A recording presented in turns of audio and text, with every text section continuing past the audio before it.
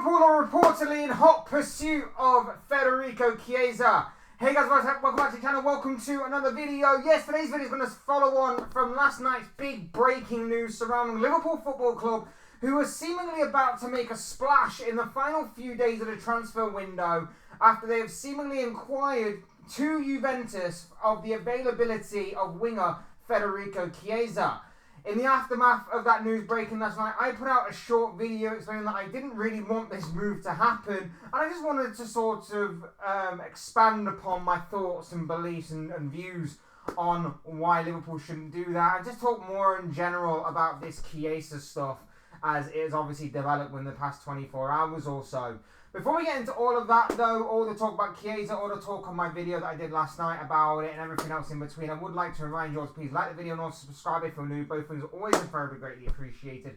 Get involved in the comment section as well. I'm sure you have a lot of interesting thoughts, comments, opinions, predictions, feelings, whatever you want to call it. That'll make for great and interesting reading, I'm sure, down below in that comment section. So please do use and abuse that section, people. I would love to hear from you all and what you have to say on this particular topic. But without further ado, let's get on with the video and let's talk Federico Chiesa and a potential move to Liverpool. So Fabrizio Romano has been all over this within the past day or so and has basically said that Liverpool have approached Juventus about the availability to inquire about Federico Chiesa. Now, as we know, Chiesa has been attracting a fair amount of interest this summer.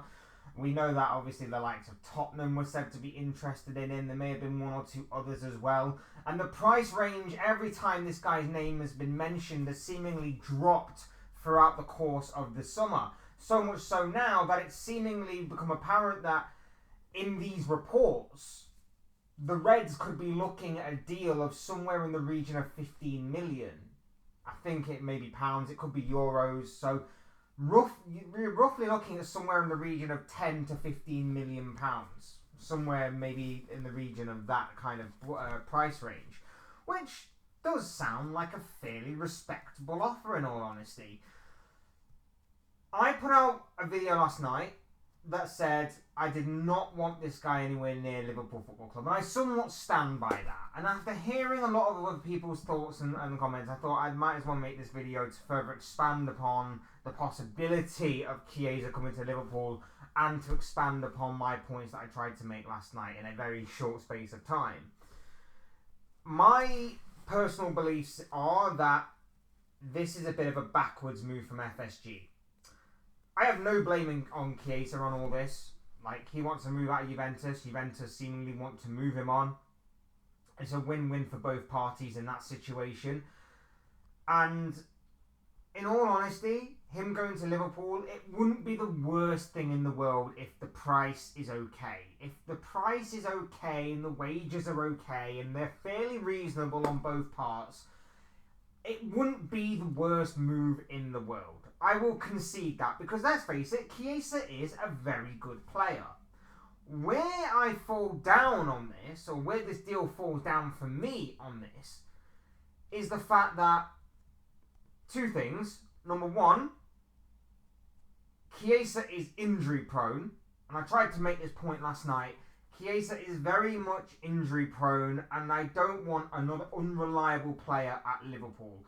Throughout the years, we've had players such as Thiago Alcantara and Naby Keita, just to name a couple, that were absolutely injury prone under the management of Jurgen Klopp. We've still got Ibrahima Konate and Diogo Jota, just to name a couple, that are very much injury prone still and very much unreliable. I don't really want to add another player to that potential list, and Chiesa would be a guy to add to the list. Last season, he played a fairly respectable amount of games, but when you look at his minutes, it's clear that either through falling out of favour at Juventus, or maybe more so for them managing his minutes to try and manage him through his injuries that he picked up the past few seasons, his minutes dwindle in comparison to a player that is constantly there, in and out, match day, game in, game out, should I say. The past couple of years before last season, for example, the guy barely even managed to touch 10 games in a Juventus shirt because of hamstring and knee injuries aplenty. The guy was just broken, and I fear that with the intense demand that the Premier League has in store for every player that plays within it, the tenacity, the intensity, the physicality of it all, I worry Chiesa will be one of these players that becomes injury prone again. And I do worry that maybe it won't work out for him, not just for Liverpool, but in the Premier League in general. And it's a shame because, like I say, he is a talented player. He is a very, very good player. But I don't want another injury-prone player at Liverpool Football Club. And the second part that this deal falls down for me on is the fact that FSG have got their problems and their priorities all backwards. Very much backwards. I've stated I don't mind Chiesa. I really, really don't. I don't mind him at all in terms of the player he is. And if he can honestly say, like, he's going to be fully there and reliable enough to play the majority of the games that we've got this season, so be it.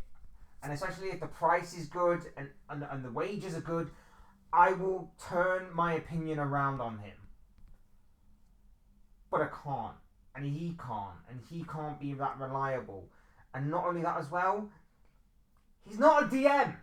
He's not a DM. And that's where it all boils down to. And someone in the comment, I can't remember, I'm really sorry that I can't remember your name, but you were trying to tell me yesterday that if a DM isn't available, we should look at filling other areas of the squad. And whilst I somewhat agree with that, that's not how a big club acts. And if we want to act like a big club, we've got to go and pay the money where the players are that we need and want. Like, I'm sorry, but it doesn't make any sense to me that we go from prioritising a number 6, a DM, going after Zubimendi, getting rejected by Zubimendi, to then go, you know what, we don't really want a DM. There's no one really out there. Are you telling me there's no one out there that's as good, if not better, than Martin Zubimendi in this position? Are you telling me Martin Zubimendi is the be-all and end-all? So what happens next season then? What happens next summer when the transfer window opens again? Like, what, we're just not going to buy another DM then? And we're not going to buy another DM the season after? What are you trying to tell us by not giving Arne Slot what he so desperately needs? He has said he needs signings. Van Dijk, our captain, has said we need signings. Endo, the starting defence midfielder of last season, even came out and said that we would benefit as a team by purchasing a DM. I don't understand it. I don't understand it. And our transfer window has been a complete failure. We have basically prioritised and bought in 2 positions. Well, 1 position for now. If this is to go ahead, this will be 2 positions that arguably we don't necessarily need. Yes, Chiesa is a more natural backup to Mohamed Salah, 100%. But for a game or 2, fingers crossed Mo does not get injured for a long period of time, but for a game or 2 to rest Salah, or to treat in a minor injury or a suspension or whatever the hell he might pick up, you're telling me like Diaz can't perform as a right winger for 1 game? Telling me that for 1 game you can't put Gakpo there or Jota there or Harvey Elliott there for just 1 game? I find it crazy. I find it crazy to me. That's just the worry for me. That is just the worry for me that this guy is going to be unreliable, and it's the worry for me as well that behind the scenes things aren't working out that great, and we've panicked. Because again, this could have been a signing that we got over the line maybe months ago. We may have had to pay a bit more money for it, but what? We've just been waiting for Juventus to seemingly drop their asking price. It honestly does seem strange to me. If DM was our first priority, go for a DM.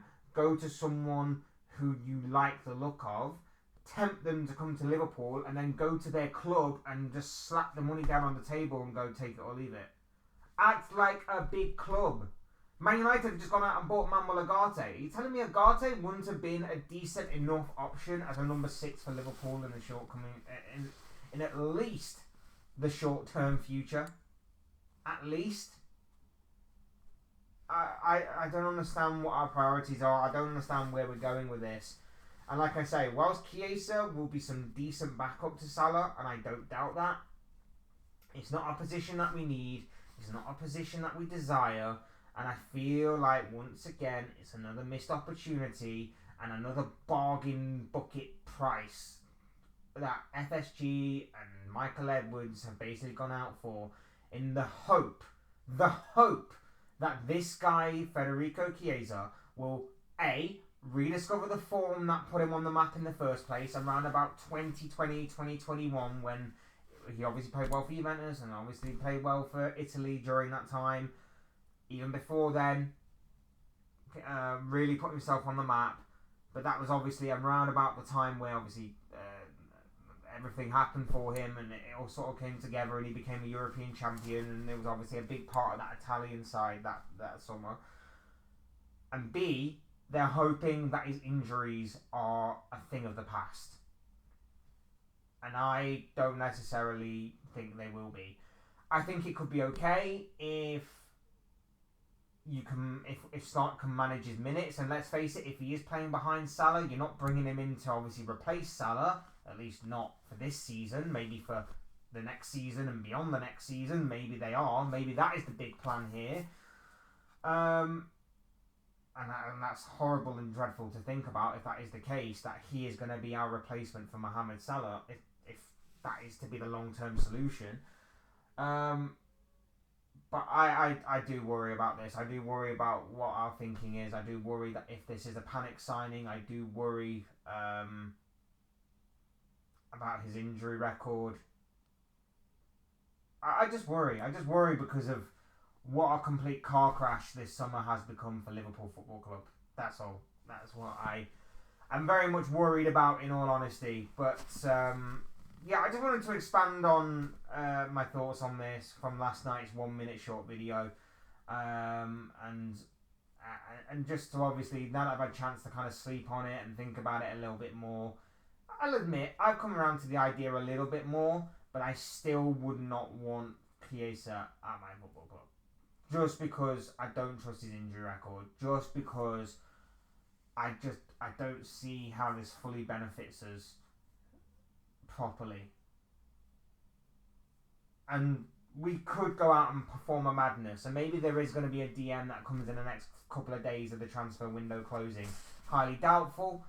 Doesn't seem like anything is happening, but if we were to pull a rabbit out of the hat and pull out a midfielder out of absolute nowhere, fair play. If we were to get Chiesa as well, fair play.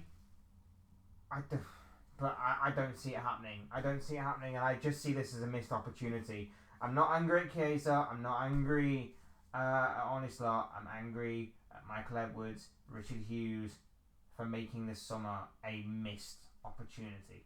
A very, very big missed opportunity. But there you have it. Those are my thoughts, comments, opinions, predictions, feelings, whatever you want to call it, on Federico Chiesa by this guy. I want to know what you guys are thinking. Let me know what you're thinking and feeling. Your thoughts, comments, opinions, predictions, feelings will make for great interesting reading, I'm sure, down below in the comment section. So please get down there and use it. Abuse that section, people. Would love to hear from you all on this. Otherwise, hit the like button on the way if you enjoyed the video. Subscribe if you are new or want to see more content like this. Both things are always and very greatly appreciated. Otherwise, thanks everyone for watching. Take care. Have a good rest of your night. I've been Fletch. This has been another Fletch Talks video, and I'll soon speak to you all again soon in another video or live stream or whatever it may be. Cheers, guys. Thanks everyone for watching. Take care. Have a good rest of your day.